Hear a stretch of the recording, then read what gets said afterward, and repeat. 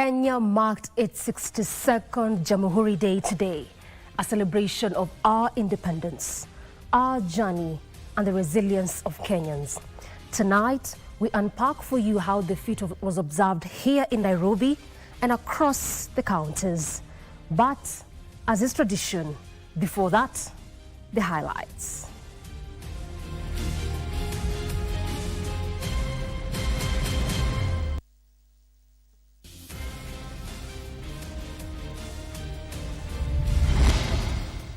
The results are undeniable. Maize production is up. Prices of flour is down. The tea sector is rising. Coffee is rebounding. Dairy is expanding. And the sugar industry has been reformed. No peace, no gain. President Ruto rallies the country behind the government's development agenda and the march to economic freedom. Service to the country. Hundreds honored as Kenya marks 62 years of independence. And exploring Savo West. Join us on a trail of wonder deep inside Kenya's majestic wilderness.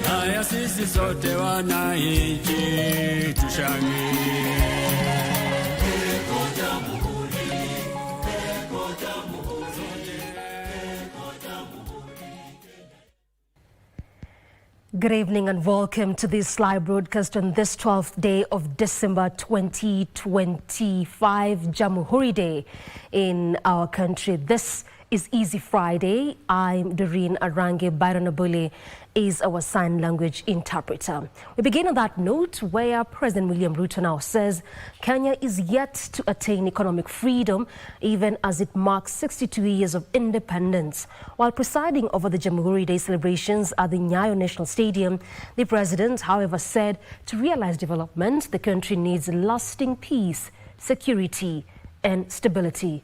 Giverson Minor tells us more. At the Nyayo National Stadium,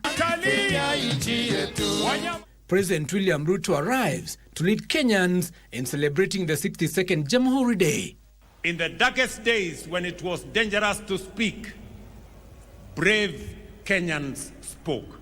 Among them was the late Right Honorable Raila Amolo Odinga, a stalwart of our country's democratic journey.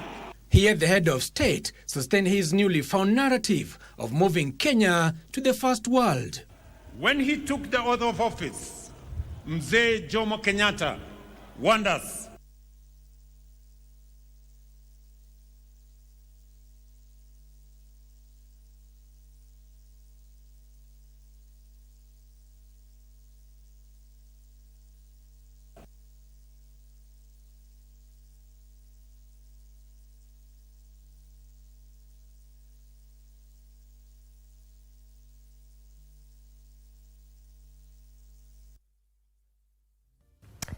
Apologies for that. We take a very quick breather. We definitely come back with that story and much more.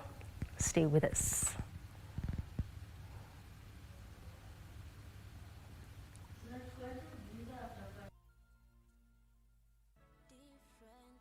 Technology is making inclusivity a reality day by day.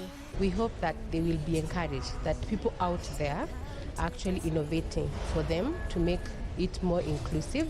Exclusion is more expensive than including PW. The cost of excluding PWDs in whichever form is quite too expensive for the country. Disability should not be a limitation. Let our conditions not define us. Let us have that courage and that confidence in ourselves. Differently.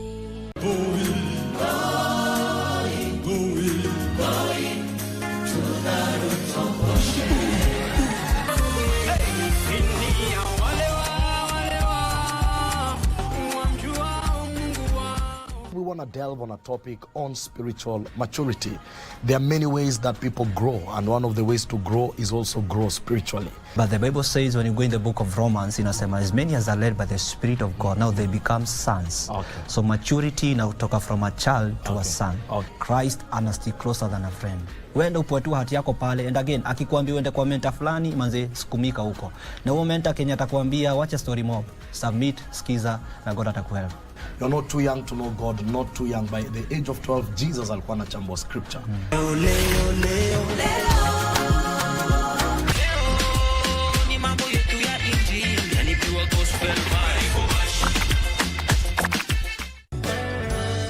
I'm 13 years of age, a girl who likes modeling, dancing, singing, and skating.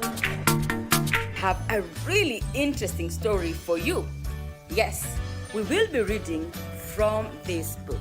My name is Abigail, and today I'll be making for you a carrot and lemon cake.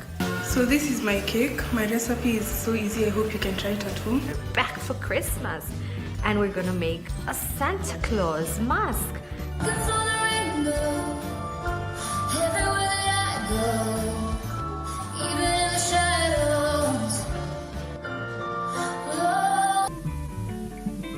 Niambie tu kama iwezekani mimi. Faili haionekani, faili ya bwanako haionekani. Uliambiwa faili haionekani, unasikia?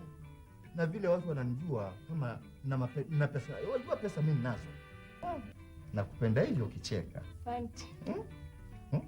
Acha tuonane mpenzi. Kunigusa hivyo nasikia roho baridi.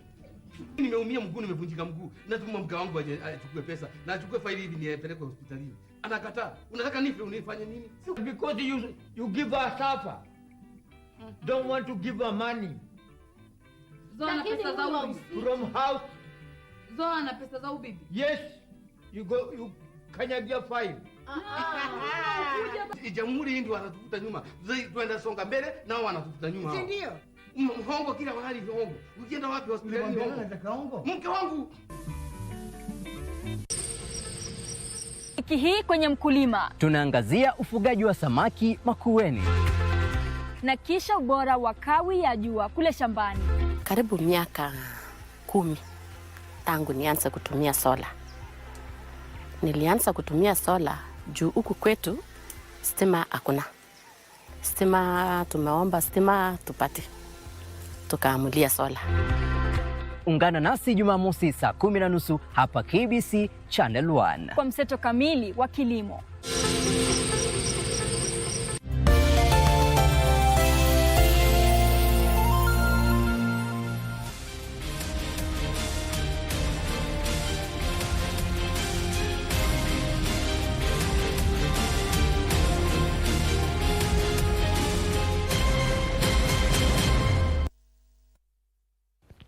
Welcome back, and apologies for that glitch there. We ran by you the first story again, and President William Ruto says Kenya is yet to attain economic freedom even as it marks 62 years of independence. While presiding over the Jamhuri Day celebrations at the Nyayo National Stadium, the president, however, said to realize development, the country needs lasting peace, security and stability. Giverson Minor was there and he filed this report. At the Nyayo National Stadium, President William Ruto arrives to lead Kenyans in celebrating the 62nd Jamhuri Day. In the darkest days when it was dangerous to speak, brave Kenyans spoke. Among them was the late Right Honorable Raila Amolo Odinga, a stalwart of our country's democratic journey. He, at the head of state, sustained his newly found narrative of moving Kenya to the first world. When he took the oath of office, Mzee Jomo Kenyatta warned us that independence would mean nothing if it did not improve the daily lives of ordinary citizens. The head of state noted that Kenya has enjoyed over 6 decades of independence, but it was now time to experience economic freedom, a call that was also shared by Ghana's President John Mahama, who was the chief guest of the event. With resolute belief, today and every Jamhuri hereafter, we should find us true stewards of the freedom entrusted to us, that we shall honor our forefathers not only by remembering their sacrifice, but by fulfilling our duty and the assignment of our generation to secure for Kenya the full promise of economic freedom. It is the responsibility of our current generation of African leadership to win economic independence and prosperity for our people. We will push under your leadership for a country where all its citizens do not just enjoy the freedom of expression and the freedom of the media, but they also enjoy freedom from hunger, freedom from sickness. He disclosed the cabinet will sit on Monday next week to discuss and approve the creation of Infrastructure Fund and the Sovereign Wealth Fund, which he said is a move to mobilize 5 trillion Kenyan shillings needed to transform the country. Again on Monday, the cabinet will consider and approve the Sovereign Wealth Fund policy, anchored on 3 pillars, including savings for future generations, stabilization against global shocks, and strategic national investments. President William Ruto says the government is keen to ensure peace, security, and stability of the country, adding that it's a key ingredient in realizing the much-needed development for the country. Give us Mana is a Friday, Nyayo National Stadium, Nairobi. President William Ruto has heeded pleas to name the state-of-the-art Talanta Stadium Raila Odinga International Stadium. President Ruto, in his speech on Friday while leading the country in commemorating the 62nd Jamhuri Day celebrations, affirmed that the newly built stadium will be named after the late Raila Odinga. President Ruto further promised to upgrade the capital city's round infrastructure, including dualling of Rongai-Kiserian Road and construction of an expressway along Thika Superhighway. The calls to have the Talanta Stadium named after the late former Prime Minister Raila Odinga began long even before his demise. During this year's Madaraka Day celebrations held in Homa Bay County, Governor Gladys Wanga made the plea before the president. It is perhaps from then that the pleas kept reverberating. All of us to join me in observing a 1 minute of silence in honor and remembrance of the Honorable Raila Amolo Odinga. Today, President William Ruto finally heeded to the pleas. Mwaka ujao, sherehe hii itafanywa katika uwanja mpya wa Talanta ambayo unaendelea kule Lang'ata Road. Sijui kama utatukubali. Na sisi kama watu wa Nairobi tunakuomba uwanja huo uite Raila Odinga International Stadium ili kumkumbuka baba wetu. Ati mumesema ipatiwe jina gani? Mumesema ipatiwe jina la Raila Amolo Odinga International Stadium. Nimewasikiza na tukikamilisha tutafanya hivyo. His pronouncements drawing cheers from the crowd. A section of major roads leading into Nairobi's central business district are also set for expansion in a bid to ease movement on roads majorly affected by traffic. Ningependa kutangaza ya kwamba mwaka ujao ile barabara kutoka Bomas of Kenya kwenda Rongai kwenda mpaka Kiserian na barabara kutoka Bomas of Kenya kwenda Karen kwenda pale Shade Hotel kuteremuka kwenda Ngong kwenda Bulbul na kwenda mpaka ifike kule Kiserian, tutaifanya iwe dual carriageway. Thika Superhighway, which is having its fair share of long vehicle traffic, has also been earmarked for expansion.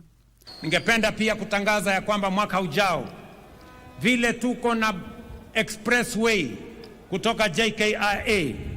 Pia tutajenga expressway kutoka Thika mpaka ifike hapa Museum Hill.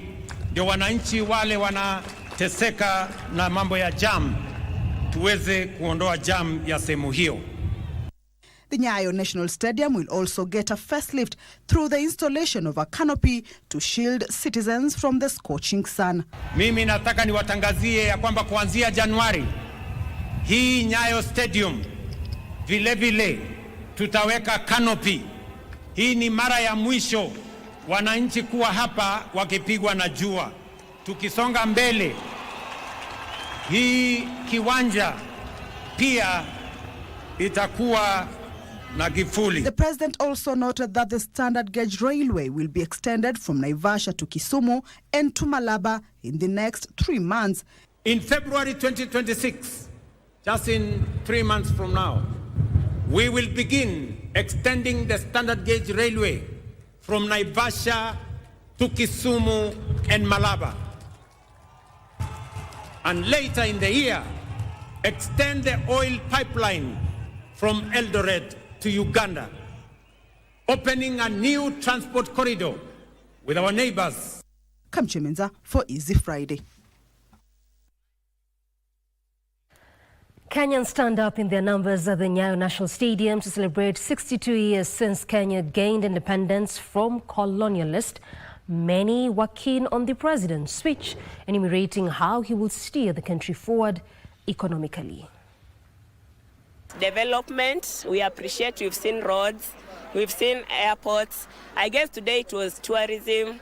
You should open up more channels for tourism so that Kenyans can get jobs in our tourist entities. Security issue, I urge our president to look so much in that because there are so many insecurities, especially in our country. Wiki ambazo zimepita tumemwona akifanya launching ya barabara kadhaa na amesisitiza ya kwamba barabara hizi zitakuwa zinarahisisha kazi, zitakuwa zinapatia vijana kazi ile ya mkono vijana watakuwa wanafanya. Amesema ya kwamba walimu wataajiriwa. Sio tu kusema, lakini tunaomba ya kwamba itendeke jinsi ilivyosema ya kwamba waajiriwe si tu kwa wakati fulani ama tunasema contract, wapewe permanent and pensionable job opportunity for our teachers. Hata nimefurahia akisema ya kwamba barabara yetu ya Malaba inaenda kukamilika kulingana na msongamano ambao umekuwa hapa awali hautakuwepo tena. First generation of our men walituletea independence. The second generation of our men walituletea multipartyism. And so it's upon this generation right now to let economic freedom to the nation.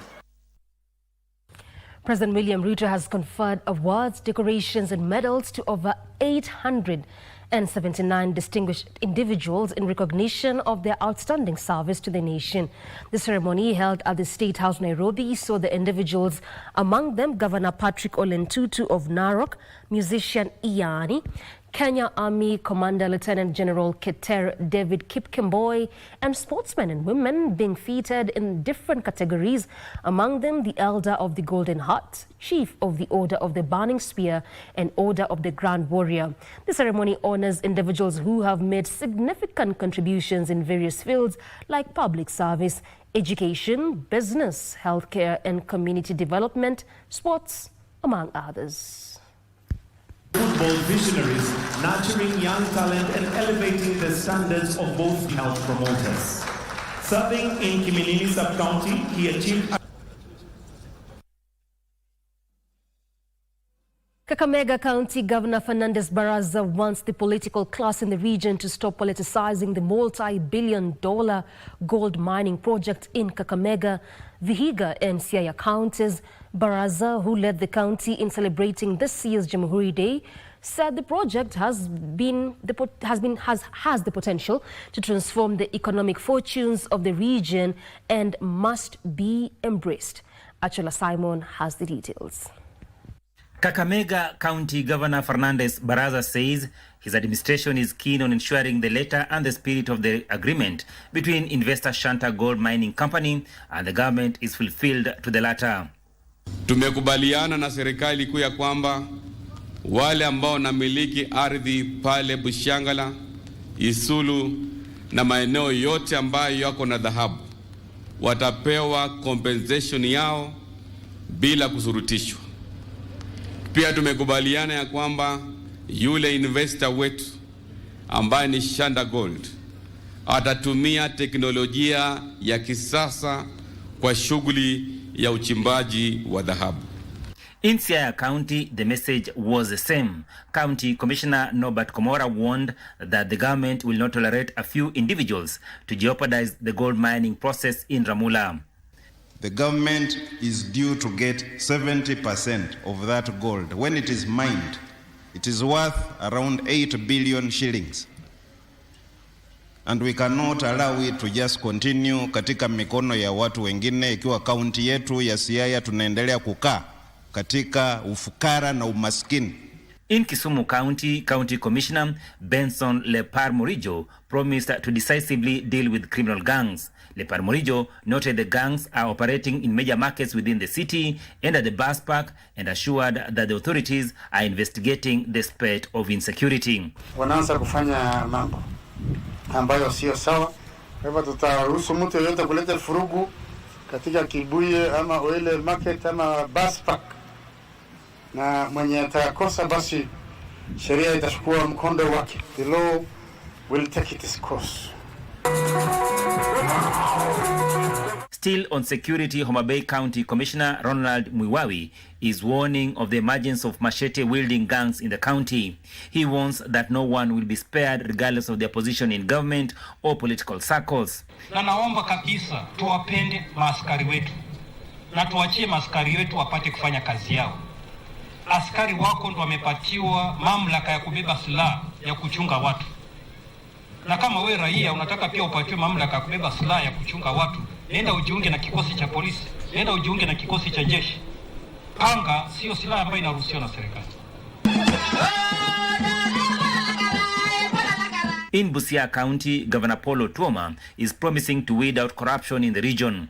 This, as the county commissioner, is pledging to deal with escalating crime in the region. If you have been hiding under that, just know that you are getting that number. Kama umepewa nafasi kwa ajili ya wananchi kazi. In Bungoma County, County Commissioner Thomas Sankei has cautioned men to stop luring young girls into sexual relationships. Nimekuwa nikiwaambia kila wakati tukikutana na nyinyi, wachaneni na watoto wasome. Wanaume wenzangu, wachaneni na watoto wasome. 136 cases, and those are the ones which were recorded during exams. What of those who are not doing exams? Over in Migori County, Governor Dr. Chilo Ayako is calling for cohesion and integration amongst communities residing in the county ahead of this year's Pinluo festivals. Or we are practicing, or we are inviting people to in Migori County will be productive in making us cohesive as a people. And in Kisii County, Governor Simba Arati has lauded the national government for initiating different projects in the county, including the expansion of the stadium, 15,000 affordable housing units, and 4 new markets.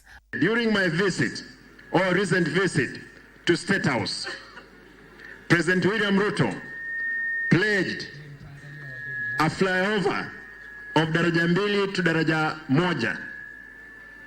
Nyambera market at 350 million. Nyanjwa area 5 kilometers road carpeting at 350 million. Achola Simon, Easy Friday, Kisumu County. Still looking at how the feat was observed across the counties in Mandera. It was observed with calls for urgent intervention to prevent further losses following the worsening drought situation in the area. County Governor Mohammed Halif said the situation has reached an alarming stage that pastoralists have already lost camels, goats, sheep and donkeys as water sources and pasture continue to diminish. The Jamhuri Day celebrations in Mandera County took place in Elwak, Mandera South, as the county continues to grapple with the worsening drought situation that has devastated the pastoralist communities. Governor Mohammed Khalif says there is need for urgent intervention. Pastoralists have lost some of the animals and we are now planning to designate grazing zones to ensure sufficient water tracking for our livestock. Na kuanzia leo na kuendelea, national government kupitia State Department for Asals and Regional Development imeanza kusupply relief food katika kila sub-county. Elsewhere, Tharaka Nithi County Governor Muthomi Njuki wants the national government to enter into partnerships with counties that border national parks in a bid to financially benefit the communities in the counties.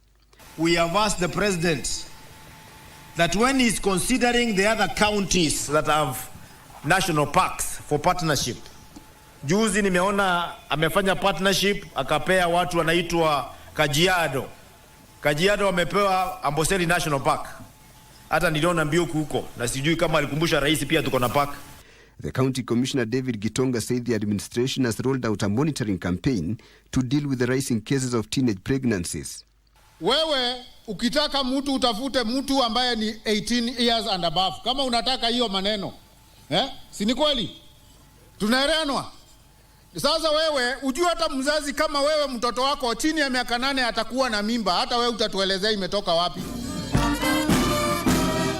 And Garissa County Commissioner Mohamed Mwabudzo has raised alarm over the growing influx of contraband goods, including sugar and petrol, sneaked into the country through illegal routes along the Kenya-Somalia border. Huenda ikawa bidhaa hizo pia zina madhara mengi tusiyoyajua.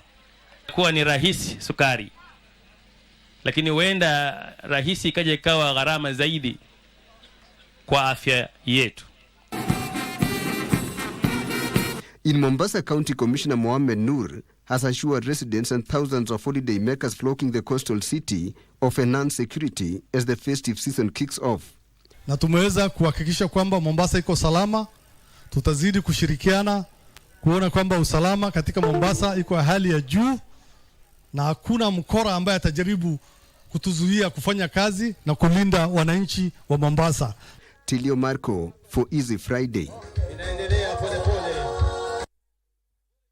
25 minutes past the top of the hour, due for a fast break. We circle back with more, including sports. Stay with us.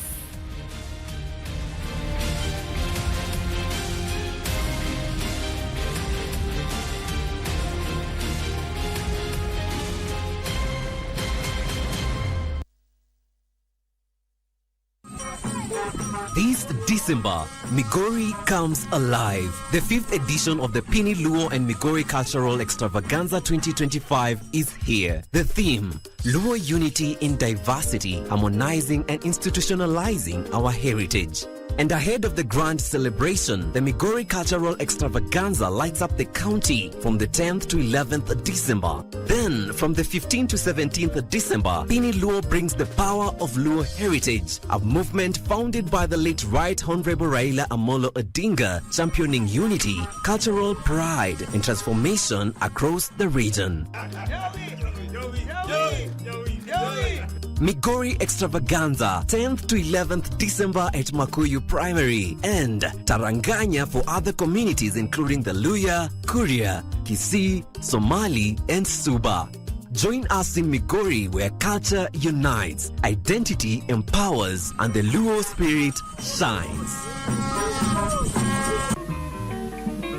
Niambie tu kama iwezekani mimi. Faili haionekani, faili ya bwanako haionekani. Uliambiwa faili haionekani, unasikia? Na vile watu wananijua kama na pesa, wajua pesa mimi nazo. Nakupenda hivyo ukicheka. Asante. Haya, acha tuonane mpenzi. Kunigusa hivyo nasikia roho baridi. Nimeumia mguu, nimevunjika mguu. Natuma mke wangu aje achukue pesa na achukue faili hivi nipeleke hospitalini. Anakataa. Unataka nife unifanye nini? Because you give her stuff. Don't want to give her money. Zoa na pesa za ubibi. From house. Zoa na pesa za ubibi. Yes. You kanyagia file. Jamhuri ndio wanatufuta nyuma. Twenda songa mbele nao wanatufuta nyuma. Si ndio? Hongo kila mahali hongo. Ukienda wapi hospitali hongo? Nataka hongo. Mke wangu. Kaya musha. Elengi limono na tukae elengi. It is always a good time on Bridge over Congo. Catch us every Saturday from 10 p.m. till midnight. Join me, the Rumba Supreme Leader and the Grand Ayatollah Simeon Mfumo Kimbango and Winnie Marie Jose, Bridge over Congo. Mungu esilakana nzungute kasielenge Mungu esilakana.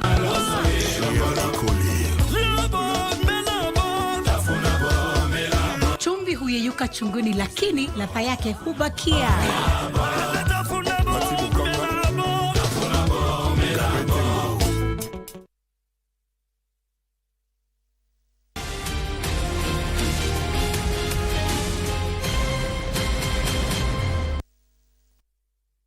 Welcome back here on KBC Easy Friday. We continue to inform you. And our Jamhuri Day celebrations in Kirinyaga County were marked by renewed calls for safety and development. Governor Anne Waiguru highlighted major economic projects, including the Sagana EPZ, Special Economic Zone, and the County Aggregation and Industrial Park, expected to create thousands of jobs. The County Commissioner, Hussein Alasso, warned Mira transporters and other motorists against speeding on the Meru-Nairobi highway, directing police to intensify festive season crackdowns. He also announced tougher action on illicit alcohol trade. During celebrations to mark the 62nd Jamhuri Day in Kirinyaga County, Governor Anne Waiguru highlighted the Sagana Processing Zone, EPZ, the Special Economic Zone, and the soon-to-be-completed County Aggregation and Industrial Park as key pillars expected to transform the county's economy.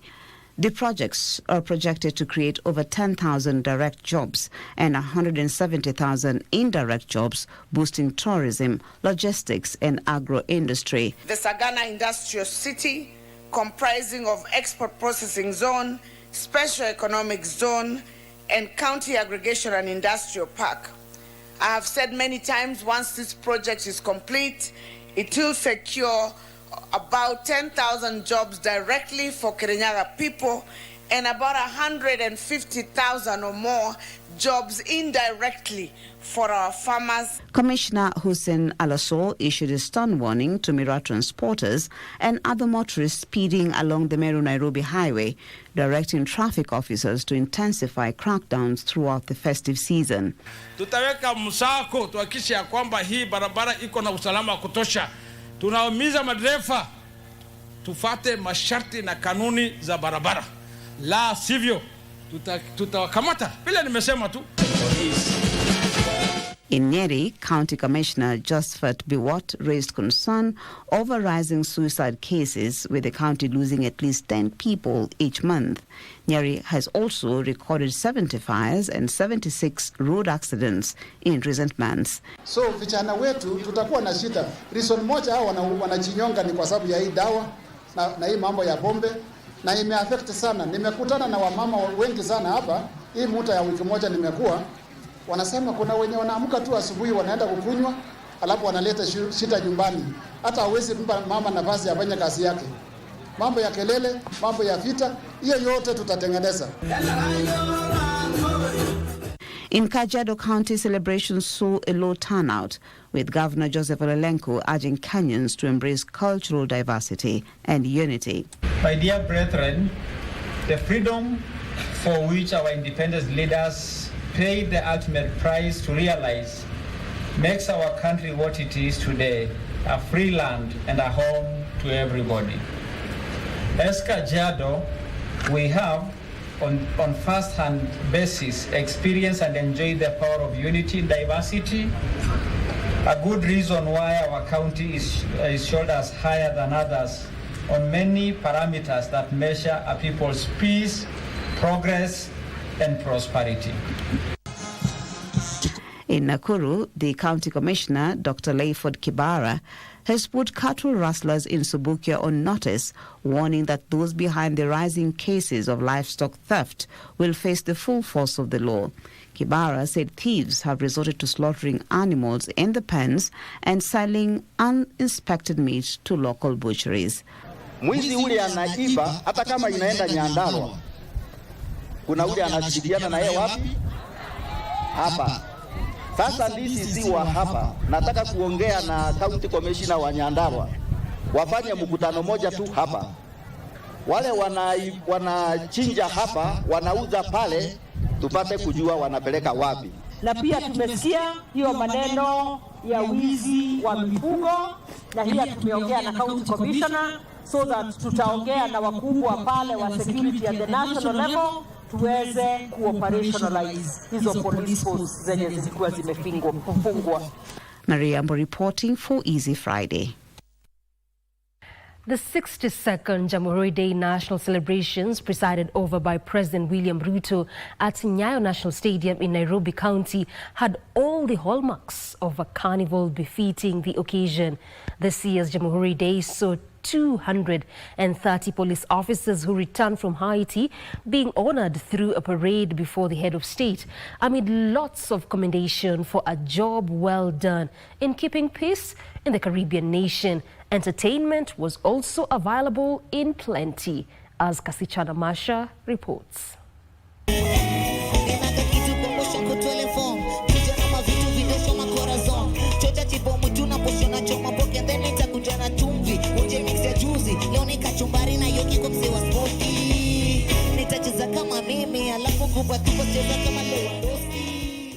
The Nyayo National Stadium in Nairobi County, venue for the 62nd Jamhuri Day national celebrations. Black, red, green, white colors of the Kenyan national flag and traditional regalia, all symbols of national unity and cultural heritage.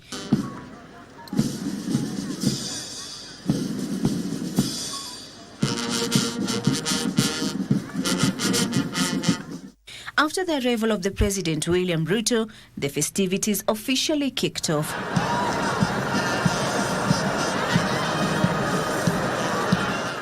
The head of state then proceeded to inspect the guard of honor mounted by Kenya's disciplined forces.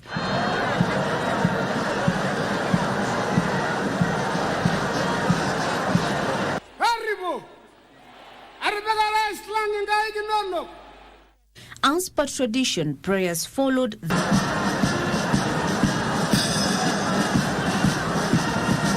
Then a military parade performed by the 20th Battalion paratroopers.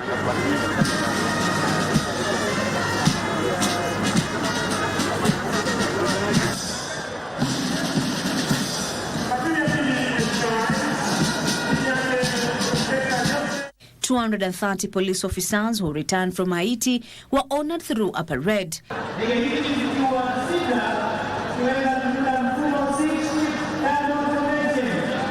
Guests were later treated to thrilling displays of fighter jets and helicopter flyover.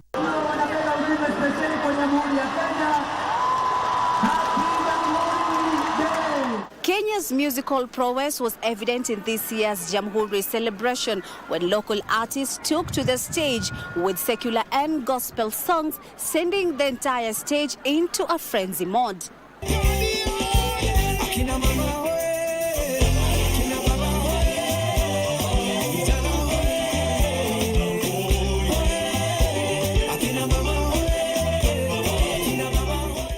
Indeed, a mix of electrical musical performances showcasing Kenya's rich artistic talent as the country marks Independence Day.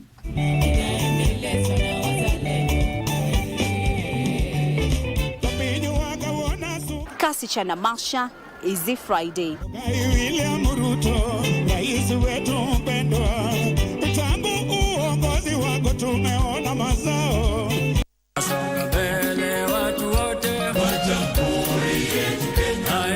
Sote wananchi tushangilie.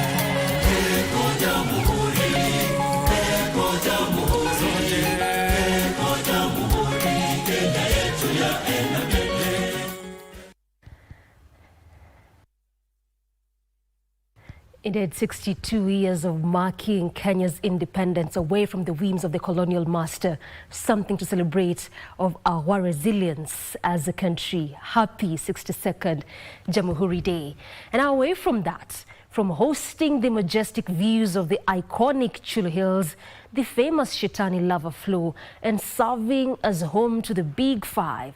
The Tsavo West National Park in Taita Taveta County continues to position itself as one of Kenya's tourism hubs, ranking as one of the top 10 safari destinations in the world. John Kahiro shares the story of the vast wilderness where every landscape and every animal tells a story of rich and magical Kenya. The Tsavo West National Park, spreading across more than 9,000 kilometers square, is one of the biggest and most beautiful wild spaces in Kenya. The place is a melting pot of surprises where fauna and flora mingles freely. One moment you're driving through open plains, and the next you're greeted by the breathtaking rise of the famous Chulu Hills. When you go to east, you'll see a different thing. But when you come to west, you'll get a lot of peace of mind. And I can say the air you breathe here is different from the one in the city. So when you come here, you'll get a lot of fresh air, and the views are very, can I say, majestic? Very beautiful. A drive deeper from the park's entry, the scenery changes. The land transforms again, and the red soil in the park turns black, rough, and cracked. This is the iconic Shetani lava flow. The black volcano rocks tells of chilling history of lava burst from the earth in days of yore. Now, deep inside the Tsavo West National Park is this Shetani lava flow. It is a river of frozen volcano rocks that stretches for more than 6 kilometers. Interestingly, the locals here named it Shetani centuries ago. And when you stand here, you understand why. The energy is wild. The energy is mysterious.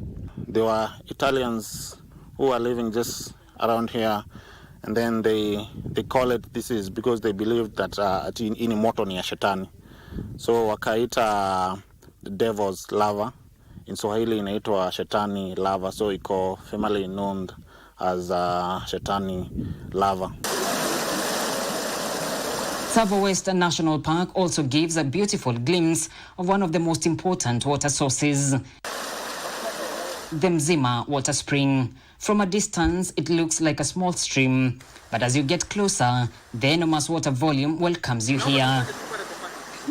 According to rangers, more than 232 million cubic meters of water bubbles from the underground every day. Inatoka from Chulu Hills up to here, and then goes all the way to Mombasa. As you can see, this is clear water. It's being filtered by volcanic rocks and ashes. So ikifika hapa inakuwa clear. The spring does not only serve as home to hippos, crocodiles and fish. Its waters is the main source of water for Mombasa and Taita Taveta counties. Beyond the breathtaking landscape, the Tsavo West is alive. The vast wilderness also serves as home to impressive variety of wildlife, ranging from elephants, lions and buffaloes, giving visitors a true feeling of the Big Five experience. The potential must be huge, I say. We come from a small part in Sweden. My wife is from an island there, and there's a lot of tourists coming there. So we see there's a lot of things that could be explored here also in Africa that we ourselves were looking forward to come and see. The park is seeing a surge in visitors' number, just like Nakuru National Park, where the Nakuru County Tourism Association says bed capacity in Naivasha, Nakuru County and Lake Elementaita have recorded higher than usual numbers. Nakuru is leading in the number of events and meetings in the whole of this country. And we are happy that this has employed many people. We are dealing with almost 1,600 hospitality establishments. And this 1,600 establishments have employed close to 40,000 people. Right now, I am standing at the newest facility that is coming up in Nakuru. It is a top-range luxurious hotel. Investors have found it worth to come and invest billions of shillings. We are dealing with close to 600,000 people every month. For Tsavo, there is renewed focus and investment, with the government announcing new initiatives to build world-class eco-lodges to attract more visitors. John Kahiro for Easy Friday. Zebras grazing by the shores of Lake Victoria is among the many captivating sights that will make your visit to the Impala Sanctuary in Kisumu County. The National Reserve also boasts more than 50 species of birds and numerous impalas. Located by the lake and just about 2 kilometers from the Kisumu Central Business District, Impala Park also offers camping site and a sundowner hut fit for creating lasting memories. Here's Wycliffe Oketch with a glimpse of what the Kisumu Impala Sanctuary has to offer, even as the country celebrates the tourism and wildlife-themed Jamhuri Day 2025.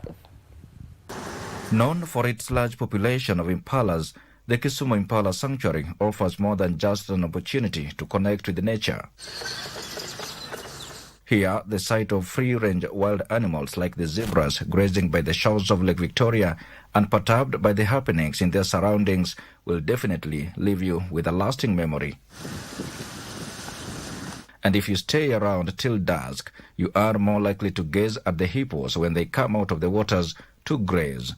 The cat family, such as the leopards and the mighty lions, have been placed in captivity for your safety as you walk around, admiring the natural beauty of the conservancy. And on top of that, we also have over 50 bird species within the sanctuary. Monkeys hopping from tree to tree with the babies under their bellies will have you craving more time at the sanctuary. Tumejibamba cheki hizo wanyama zingine tujaiona.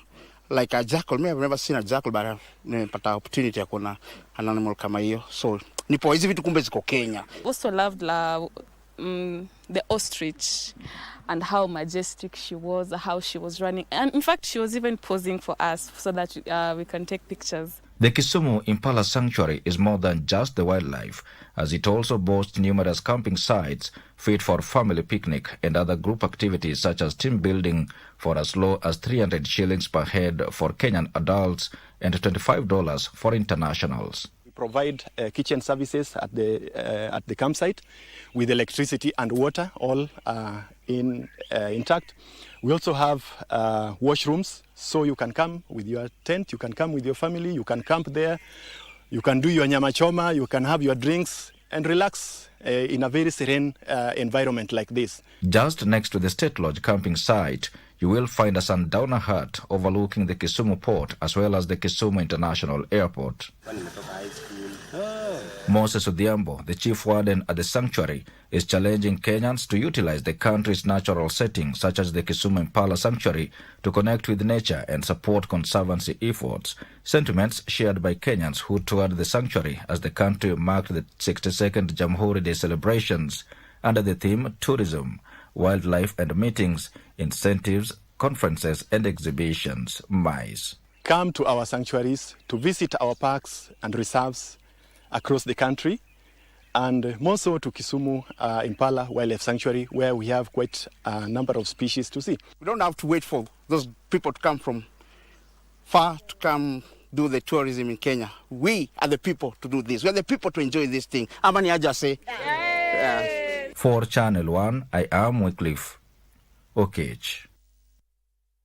To some education matters now, the ministry is tonight being challenged to conduct a credible placement of the transitioning students seeking places in senior school. After posting varied results in the Kenya Junior School Education Assessment, many learners are confident of landing their preferred peaks come January.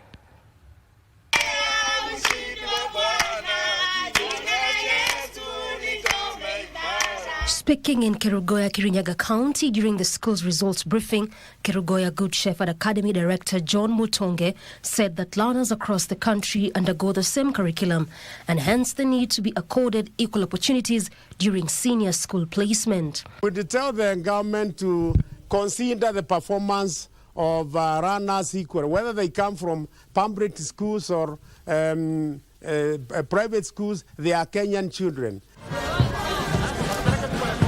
Further, education leaders say clear guidance and timely funding are key ahead of grade 10 transition, warning that the mixed signals principals are receiving on capitation could disrupt preparations. I'm calling upon the government and the Ministry ya Elimu you should be preparing on how quality should be enhanced so that elimu ile tuko mfumo mpya, the transition that is happening for the first time in January, is seamless. In Kakamega County, it was pure jubilation at the Applegate Christian School after all their candidates passed the national examination. We calculated, we saw that we got exceeding expectations of 1 and exceeding expectations of 2. So those are very good grades for the learners who we weren't sure of what's happening in the new system, but seeing the results today, we are very happy and we thank God for these beautiful results. And in Kiambu County, the mood was celebratory but modest as parents and candidates from DePaul Austin Academy in Ruiru assessed their results. The journey was a bit hard. It was tough because we didn't know what we were expecting, and I was able to achieve what I wanted, and I believe everyone else can do this. I'm feeling great. And from this, I think it's a really wonderful system. The way they are grading the results, it's good. And for me, I think this system is good. They should keep on, it should continue. At the same time, parents called on the Ministry of Education to ease the financial burden, especially when it comes to school fees and the cost of new learning materials. The International Commission of Jurists, ICJ, has challenged more individuals to take the lead in safeguarding the Constitution and the rule of law.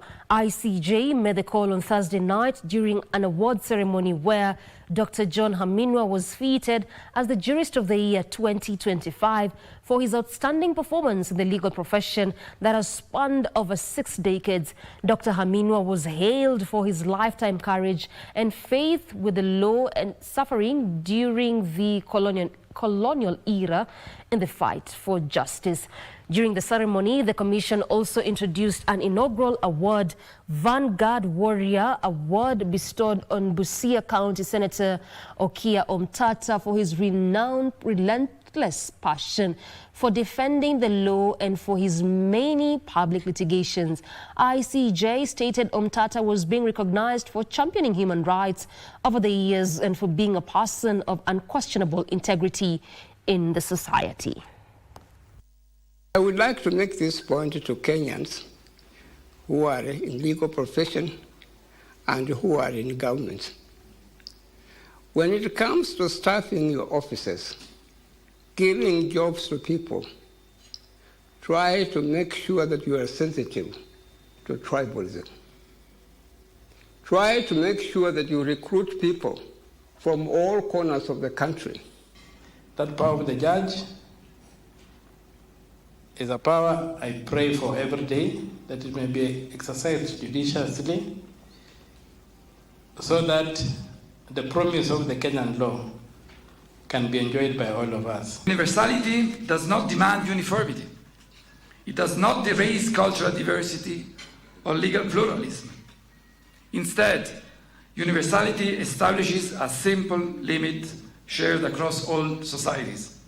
The dignity of human person is non-negotiable.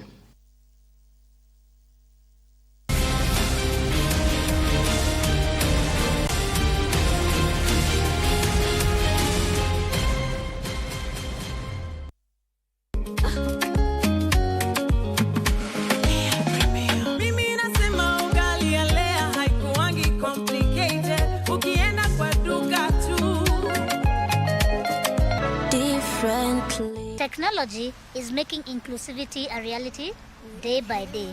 We hope that they will be encouraged, that people out there are actually innovating for them to make it more inclusive. Exclusion is more expensive than including PW. The cost of excluding PWDs in whichever form is quite...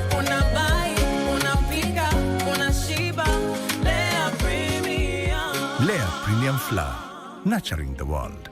Available in a store near you. The young generation awakens on Y254, the leading youth TV station in Kenya. we treat you to current affairs, entrepreneurship, health, and human interest conversations. It's art, it's culture. Movies, gossip and trends, sports, Drama.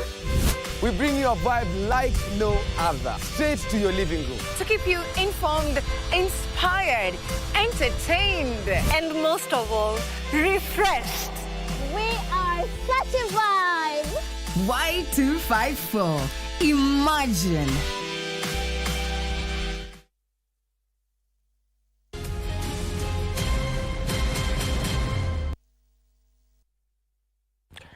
Welcome back. The Director of Technical Education, Dr. Meshak Opora, has encouraged young people to enroll in technical vocational education training TVET institutions, saying skill-based training is creating real job opportunities. Details in our county's roundup. Speaking during the 5th graduation of Topmarks Technical College in Nairobi County, Dr. Opora said the government is strengthening support for technical training and many graduates are already being absorbed into the ongoing government projects. The government has created an enabling environment for all the graduates coming from the TVET to have something to do with the industry. Already we have the housing program that is ongoing, where the president has said it clearly that the TVET graduates can work. Elsewhere, residents of Kitui County are being challenged to turn to livestock farming through a program known as Twende towards ending drought emergencies spearheaded by the National Drought Management Authority. Farmers are being educated on how to reduce the economic impact of climate change-induced droughts. I've always said that any asal may not be suitable for crop farming sometimes because if there's no irrigation and there's more frequent rain periods than adequate of it, I would really encourage rather than the perennial crop failures. We think about livestock so that at least we can have something at the end of the day. In Nairobi County, more women are being urged to seize emerging opportunities within the East African community market and expand their footprint in regional entrepreneurship. Speaking in Nairobi at a two-day forum focusing on women's growth, Accelerate Foundation Chief Executive Officer Bernice Fernandez observed that in the latest statistics, 1 in every 3 business ventures in Kenya is owned by a woman. Access to finance is a huge gap. Women are the least funded in the world. Government and ecosystem enablers need to help closing the gap by making it mandatory that banks, financial institutions, land ownership for women are making it a priority that women can access these resources and are being equipped on how to do valuation. In a separate event, the Private Security Guards Union Secretary General Isaac Andabwa has issued a stern warning to employers who he accuses of exploiting guards and colluding with corrupt government officials to avoid compliance. Maaskari wengi wako na stress na depression kwa sababu in their pocket it's minus. Their pockets are being eroded. They are losing what we call their purchasing power in terms of finance. The government is supposed to give business those ones who are complying with its own regulations. But where you find a government is licensing private security or any investor who is not complying with the government minimum wage, it means there is something wrong. Finally, close to 300 residents of Mathare in Nairobi County who were left homeless after a fire reduced their homes and belongings to ashes have received foodstuffs, clothing, and essential supplies from the government in a move aimed to help the families rebuild. Mheshimiwa Rais amenituma na chakula ya kutosha. Amenituma na mattresses ya kutosha. Amenituma na mablanketi ya kutosha. Amenituma na sabuni ya kutosha. Nixon Gary for Prime Edition.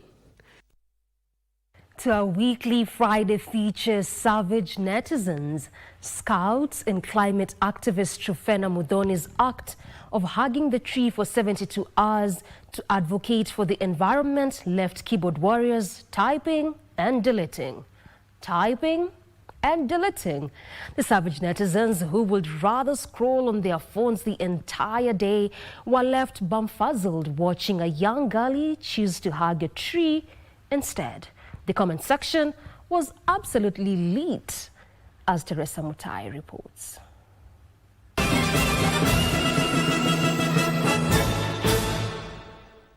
For how long can you hug a tree? Well, Trufena put it to test this week, and we are finding out from the netizens. My target is 72 hours, but... She's off. A self-motivated choice to hug a tree for 72 hours seemed like a beyond wild idea for the netizens. I mean, according to the cyber surfers, why would anyone choose to do so? Yoko Shocked wrote, "She is hugging a tree for trees and not money or fame?" Well, 22-year-old Trufena Muthoni even earned the title modern-day Wangari Maathai. Don't worry about a thing, 'cause every little thing gonna be alright. Khalid cheekily asked, did she ask for the consent from the tree?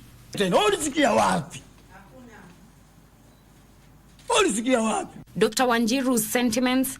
How is she even able to do this for 3 days? I can't even stand for 3 hours continuously. Oh my God! Kijana ya Nairobi dismissively, huyu ni mtu wa drama sasa. Wool up, nigga. Wool up, wool up, wool up. Just wool up. Brian, mkoshua nikileta siafu hawezi wachilia? Haki ya Mungu ni mambo gani? But what left the netizens bewildered is that the exercise in Nyeri County was done non-stop. Trufena did not eat, drink, or even use the washroom. Hizo siku tatu ni non-stop, silali, sili, sikunywi maji hata. Hii maneno nimeona sio mazuri. Wacha nilie kwanza. Woi! Woi! Ai! Ai! Ai! Ai! Panisha Disturbed asked, what about call of nature?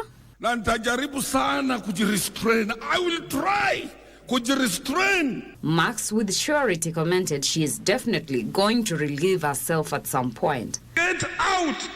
Toka nje! Toka nje! To make matters worse, at some point the gates of heaven decided to open, and despite the rainfall, Trufena soldiered on.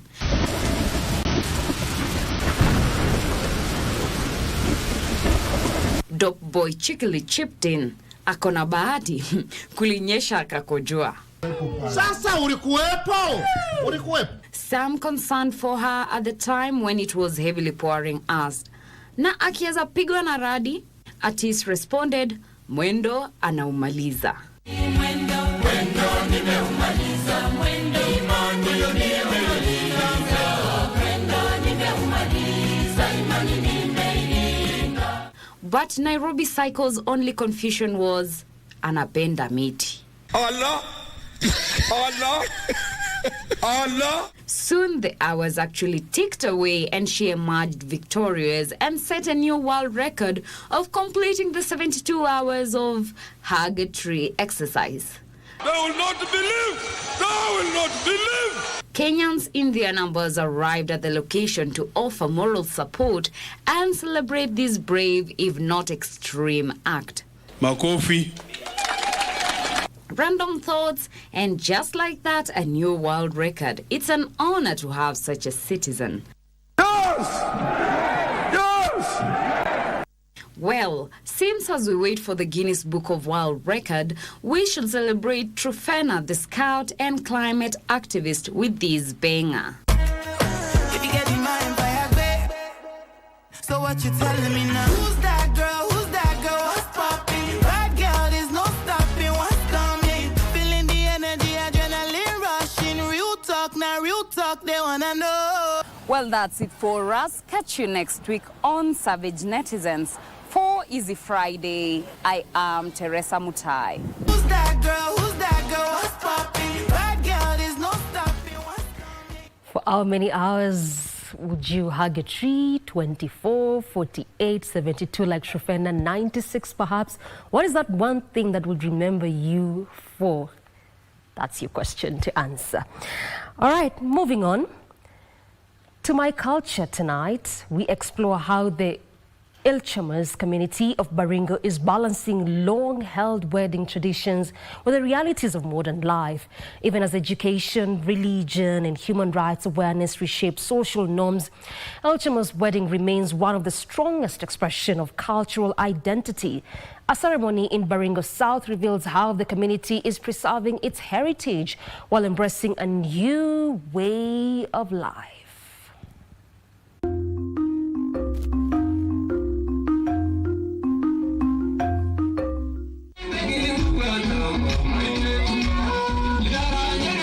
At the Blue Ostrich Grounds in Parkaren, Baringo South, vibrant colors, chants and traditional rhythms usher in a wedding ceremony that reflects the cultural identity of the Ilchamos community. For generations, Ilchamos weddings have followed deeply symbolic rituals. Traditionally, a bride leaving her parents' home was forbidden from looking back, a powerful gesture affirming her full commitment to her new family. The journey to her husband's home was made on foot, pausing 3 times to drink milk from a gourd, symbolizing purity and transition. So usiingie boma hiyo bila kulipwa. Akisimama akipiga tu kwa mlango asimama mpaka apewe ng'ombe ndio asonge tena mguu 2 3 akakwama hapo mpaka hata ataenda kuketi kama amekuwa na ng'ombe hata zaidi ya 10 kwa ile kukataa kwake kutembea au kuingia kwa hiyo nyumba. Elders presided over the ceremonies with blessings, chants and prayers for protection, fertility and prosperity. Ile ataingia kwa nyumba bado anapemberezwa na kupewa mali. Mtu natokea mtoto ya boma hiyo au mzee ya boma hiyo, ingia kwa sababu ni utapata kitu fulani. Hiyo ndio ilikuwa desturi ya hawa kupata mali. Wakati ataenda kuishi kwa hiyo boma atakuwa tayari amekuwa tajiri tu. Moran warriors dressed in traditional regalia escorted the groom with energetic dances that represented honor and strength. But like many communities across Kenya, the Ilchamos are experiencing change. Influenced by education, Christianity, modernization and interactions with neighboring groups, the community has adopted new practices, but without losing its cultural foundations. This wedding showcased that blend clearly. The bride and groom appeared in both traditional Ilchamos attire and modern wedding outfits, symbolizing cultural evolution while honoring heritage. Livestock remains an important part of bride wealth, though monetary payments are now commonly accepted. As a result, negotiations that were once lengthy and rigid have become more flexible and symbolic. Community leaders echoed the importance of transforming culture in ways that uphold human dignity. They underscored the need to abandon retrogressive practices, encouraging the community to embrace progressive cultural shifts. Zamani hatukuwa tunajua mambo ya shule. Msichana akienda tu kidogo shule anaambiwa toka enda chunga mbuzi ama enda chunga ng'ombe, lakini wasichana wa vijana pia ndio walikuwa wanasomeshwa kidogo kuliko wasichana. Lakini saa hizi wamejua maana ya wasichana. Wasichana pia wameanza kusoma na wamesaidia familia sana. Nzuri na kuna tamaduni mbaya. Tamaduni nzuri ni ile ya kitabia, ile ya heshima, ile ya kuomba Mungu na ile ya kuelewa kila mmoja katika sehemu hapo na nafasi yake. Tamaduni mbaya ni mambo kama ile ya kupasha wasichana wetu tohara. Zingine ni kama ya kwenda kufanya mashughuli zingine ambayo ni ya kupotea, ambayo haiandamani na imani ya kisasa. Mambo kama hayo tunahimiza community yetu tuyakatae, kwamba mambo ya tohara kwa wasichana hiyo tumekataa kabisa. Modern elements now feature prominently at Ilchamos weddings. DJs, photography, refined decor, and lively receptions. Mpaka hata saizi maharusi sao ile wanafanya harusi ambayo inaonekana ni harusi ya digitali, sio kama zamani. Yet even with these additions, the heartbeat of El Chamo's culture remains steady. Traditional songs, horn blowing, rhythmic dances and blessings that preserve language, values and oral history. The fusion of old and new offers a glimpse into a community that is not losing its traditions but adapting them for a new generation. Jackie Wimbiru, My Culture.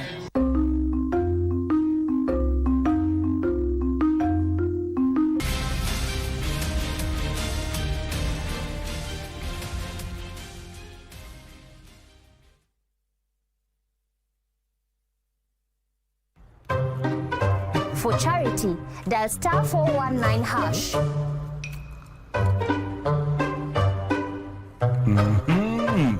Nakuona.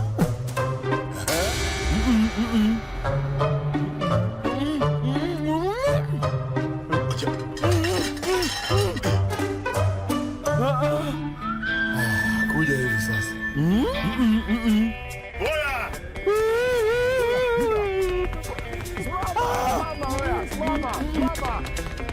Ona.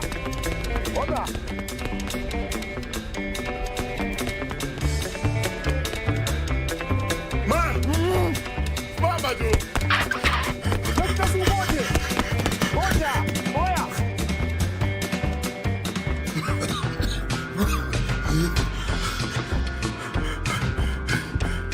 What is wrong?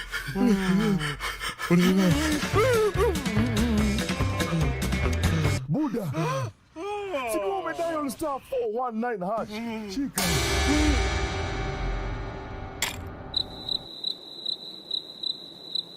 Yani hujui kwa option 3 kuna Pro Box. Pro Box. Usisahau kwa *419 hash option 3 iko Pro Box ya bahati. Na ikikuangukia ufunguo utakufikia mahali popote ulipo. Usisahau.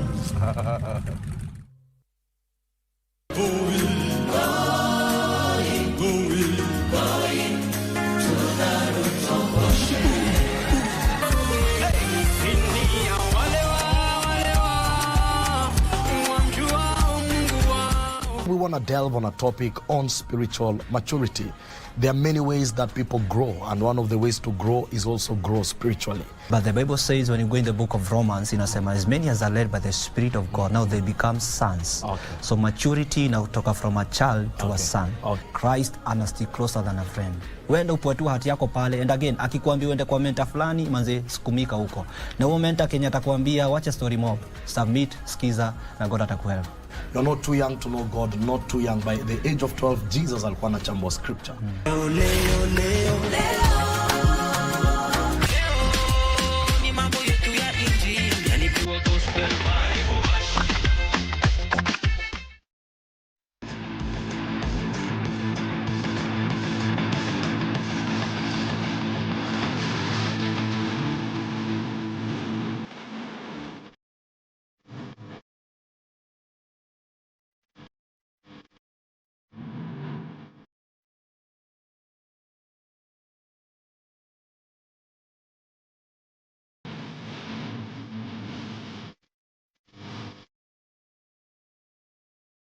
Welcome back. You're still on KBC Easy Friday. Time to get a little bit sporty now. And Bernard Okumu is on the other side of studio with all the day's sports. Okumu, what do we have there? Thank you so much, Doreen. Yes, indeed, it is time for the latest from the sports world with me, Bernard Okumu.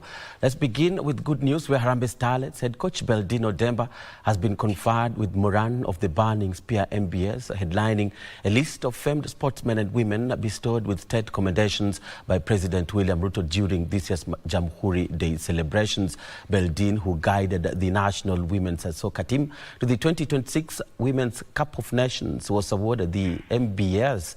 Odemba was recognized for leading starlets to only their second Africa Women's Cup of Nations finals. Harambee Stars head coach Benny McCarthy, who led Stars to a memorable run at the 2024 African Nations Championship CHAN, guiding Kenya to a quarter-final finish, was conferred with the head of state commendation HSC. Former Harambee Stars captain Musa Otieno was also awarded HSC, while Harambee Stars and Gor Mahia midfielder Austin Odhiambo was bestowed with the MBS. Newly crowned 800 meters men's and women's world champions Emmanuel Wanyonyi and Lilian Odira were presented with Order of the Grand Warrior OGW, while Kenya Rugby Union chairperson Harriet Okach is a recipient of HSC. The state commendations are awarded by the President of the Republic of Kenya in recognition of the individual's distinguished contribution in the society. He has emerged as one of Kenya's most influential football visionaries, nurturing young talent and elevating the standards of both girls and boys football nationwide. In commerce, to win 2 gold medals at the Deaf Olympics in Tokyo, shattering the world record in the men's. And Gor Mahia and Kakamega Homeboys were both held to draws in their respective FKF Premier League matches to remain first and second on the table, both on 20 points. Gor and Homeboys both relinquished vital leads in their games against Bandari and Shabana respectively to only collect a point and remain tied on equal points at the top of the standings. Ebenezer Aduko had put Gor ahead in the 32nd minute of their game against Bandari, but Geoffrey Ojunga leveled the score in the 58th minute as the game ended in a 1-1 draw. Kakamega Homeboys were also leading at halftime against Shabana after Potifo Odhiambo netted a penalty in the 9th minute, but 3 goals were netted in the 9 added minutes as the game ended in a 2-2 draw.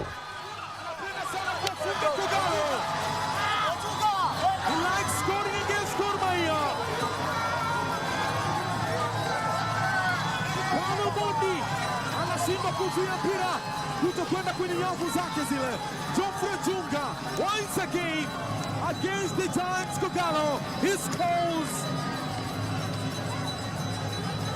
Elimino uzuri kabisa. Elsewhere, Step City will face Kuwinda 1 in the semi-final of the Abbas Halif Super Cup football tournament on Tuesday, while Akiba will take on South Sea Rangers in the second semi-final. Now, the 4 sides won their respective quarter-final matches and are all fighting for a 33-seater matatu, the overall prize for the tournament winners. Kuwinda 1 cruised to the Abbas Khalif Super Cup semi-finals after stunning Basel 2-1 in the quarter-final match played at the Nairobi West Prison grounds. Karen-based Kuwinda 1 opened the scoring in the first half before Hiras-based Basel leveled minutes later. And with the game edging closer to full-time, tournament top scorer John Wambua netted the winning goal. Kuwinda 1 now turns their focus to Tuesday's afternoon semi-final against Step City from South Sea. Step City sealed their spot after beating Kuwinda United 4-3 on post-match penalties, following a tense barren draw. Ukiangalia vizuri ile tunajaribu kufanya kama pale mtaani, tunajaribu kunacha the talent that inakuja. Mimi nilikuwa nacha pale Kuwinda na nimerudi pale Kuwinda kujaribu kusaidia wachezaji wengine. Hatuwezi uza basi. Ikikuja Mungu akileta, tunasema ni Mungu lete. Ikilete tutaipokea, tusaidie vijana. The opponent we are going to play next in semis is the opponent we played last in our group stage match, Kuwinda 1. We managed to draw 1-1 at our group stage match, so we are expecting a very, very hard game. Winners will drive away in a 33-seater matatu, while the runners-up will drive away in a 14-seater matatu. And to wheelchair basketball now, where preparations are for the national 3-on-3 and 5-on-5 wheelchair basketball teams for the forthcoming Africa Wheelchair Basketball Championship got a boost after receiving a donation of 15 wheelchair basketball teams from Hope Mobility International. Both the 3-on-3 and 5-on-5 teams will be seeking to leave an impressive mark at the Africa Championship slated for Luanda, Angola from the 27th of March through to the 4th of April 2026. The championship will act as a qualifier for the 2026 Commonwealth Games. due in Glasgow, as well as the World Wheelchair Championship. Prior to next year's competition, the national team is set to feature in this month's Africa Under-25 Championship, which is expected to be held in Democratic Republic of Congo. Kenya Wheelchair Basketball Federation Treasurer Lilian Ochol expressed her gratitude to the Hope Mobility for the donation, with the organization's CEO Michael Panther reiterating his commitment to supporting the team as they prepare to compete in key international events.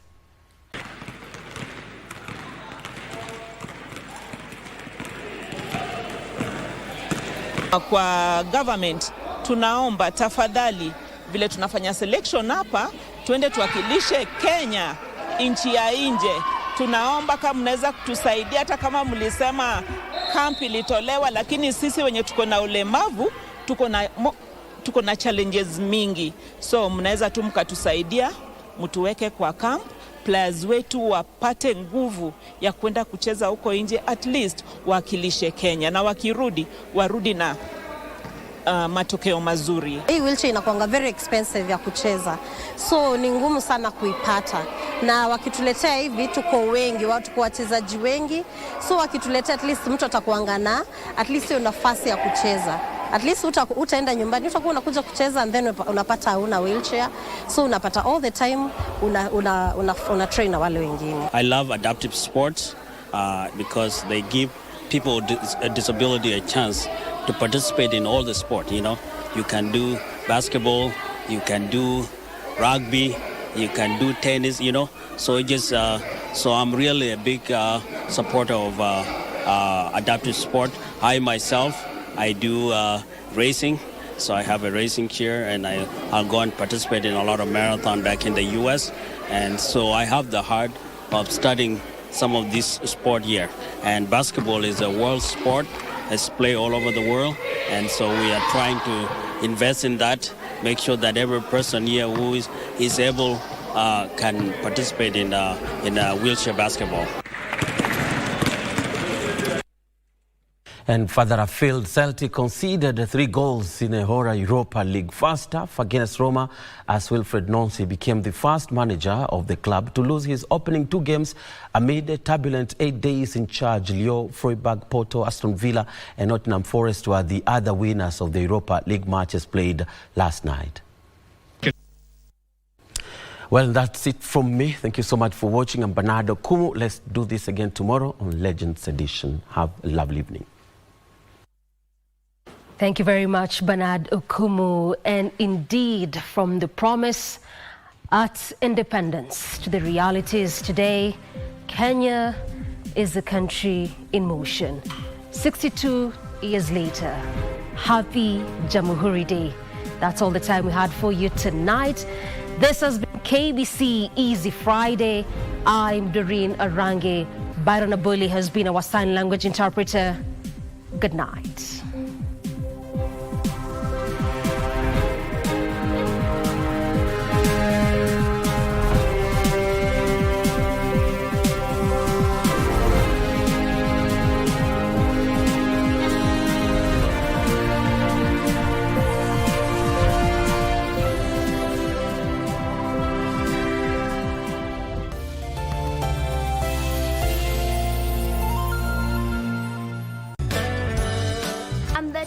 Of age, a girl who likes modeling, dancing, singing, and skating. Have a really interesting story for you. Yes, we will be reading from this book. My name is Abigail, and today I'll be making for you a carrot and lemon cake. So this is my cake. My recipe is so easy, I hope you can try it at home. Back for Christmas, and we're gonna make a Santa Claus mask.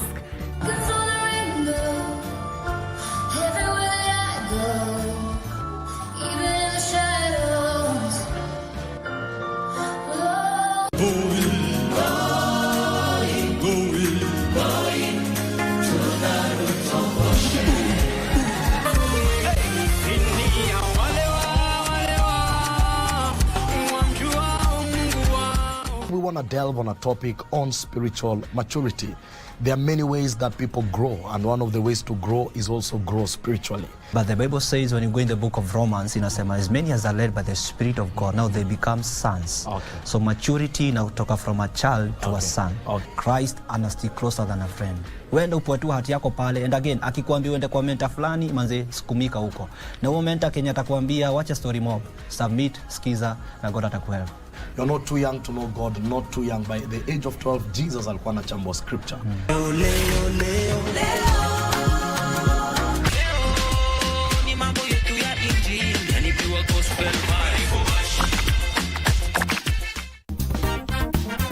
We are joined by a panel of experts who will help us how to navigate this particular period, how to attend gatherings without losing your mind, how to find joy in the moments when you're dodging those very, very intrusive questions. Can interact with your relatives the whole year and they behave very well.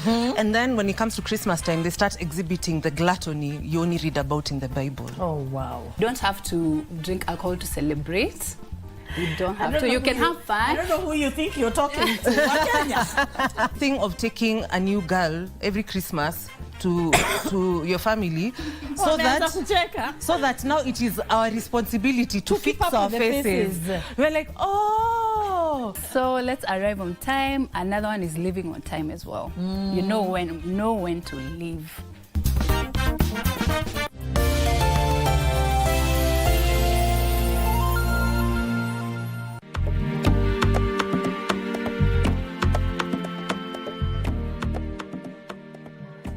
Kenya is a very, very good tourism destination for various reasons.